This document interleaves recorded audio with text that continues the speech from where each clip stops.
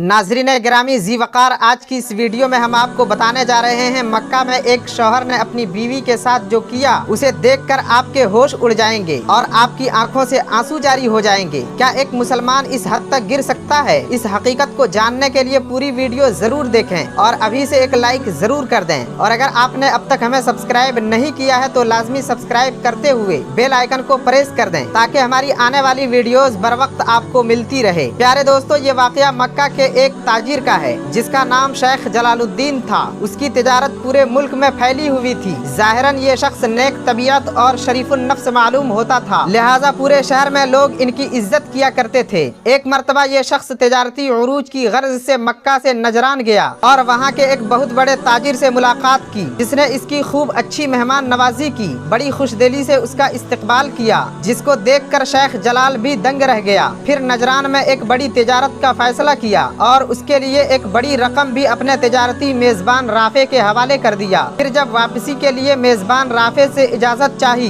तो राफे ने जलाल की नेक तबीयत से कदरे मुतासिर होकर अपने अहलो अयाल से मुलाकात कराने का फैसला किया और शेख जलालुद्दीन को अपने घर बुलाया। फिर अपनी बीवी और दो बेटियों से मिलाया जो दोनों जवान थीं। फिर जलालुद्दीन को रुखसत कर दिया। वापसी में शेख जलाल बड़ी कश्मकश में मुब्तला हो गया क्योंकि राफे की बड़ी बेटी उसके दिल में उतर गई थी और वो उससे शादी करने का ख्वाब देखने लगा था। मक्का पहुंचकर वो अपने कामों में मसरूफ हो गया, लेकिन हर लम्हा उसको राफे की बेटी का ख्याल आने लगा। फिर कुछ दिनों बाद वो दोबारा नजरान गया और इस बहाने उसने राफे की बेटी से मुलाकात की और अपना इरादा उसको जाहिर कर दिया। तो उस लड़की ने बताया कि मेरे वालिद किसी सूरत इस शादी से राजी न होंगे क्योंकि मेरा रिश्ता पहले ही उन्होंने तय कर रखा है। फिर शेख जलाल ने उसको शीशे में उतारते हुए कहा, अगर तुम मुझसे शादी कर लो तो मैं तुम्हें रानी बना कर रखूंगा, दुनिया की हर सहूलत तुझे दूंगा क्योंकि मेरे पास दौलत की कोई कमी नहीं है। तो इस पर लड़की घर वालों के खिलाफ शादी पर आमादा हो गई और फिर चंद दिनों बाद शेख जलाल ने उस लड़की को साजिश के तहत मक्का बुला लिया और खुफिया तौर पर उस लड़की से शादी कर ली।